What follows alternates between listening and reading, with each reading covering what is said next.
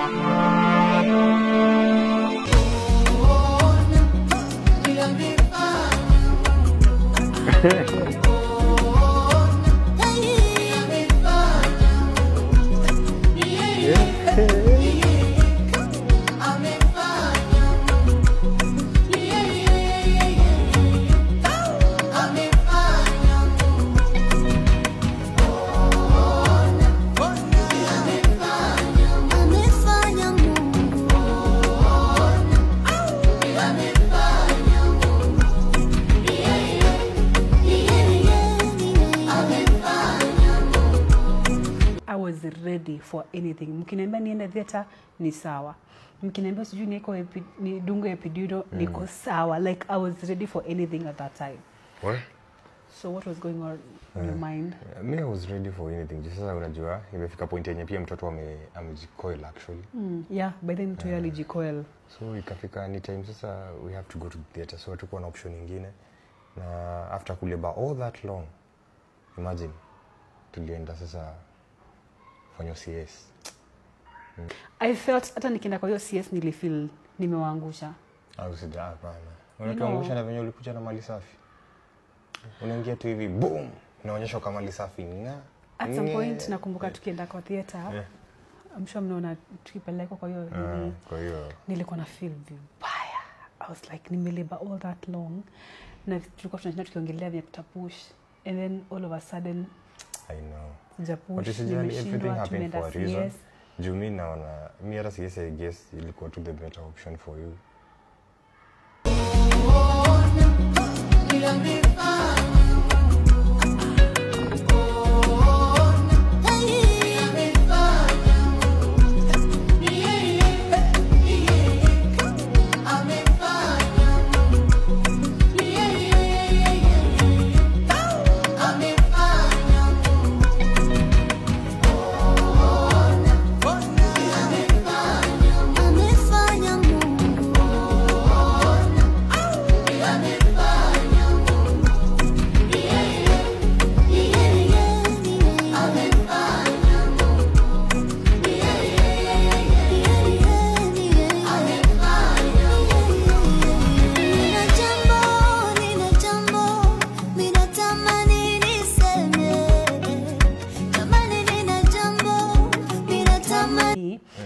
First of all, even before I continue, I just want to say thank you. Yeah, to everyone who was there for us.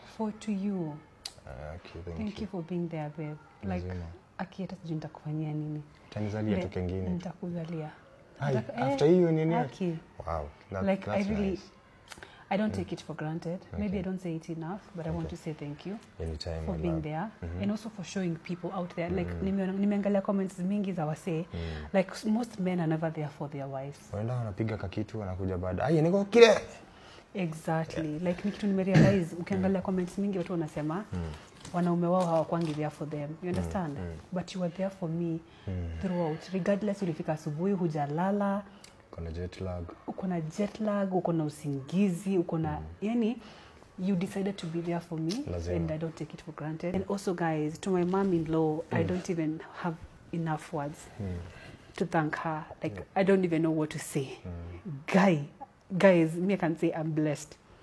I am blessed. I'm blessed all round. Like my mother-in-law, my hubby, my friends, my family, everyone was there. Like, yeah. So na mimi nikaingia. Yeah. And I remember I was shaking. Hey. The place was cold. Not because I was afraid. Kuna kwa cold lama? It was cold. Hey.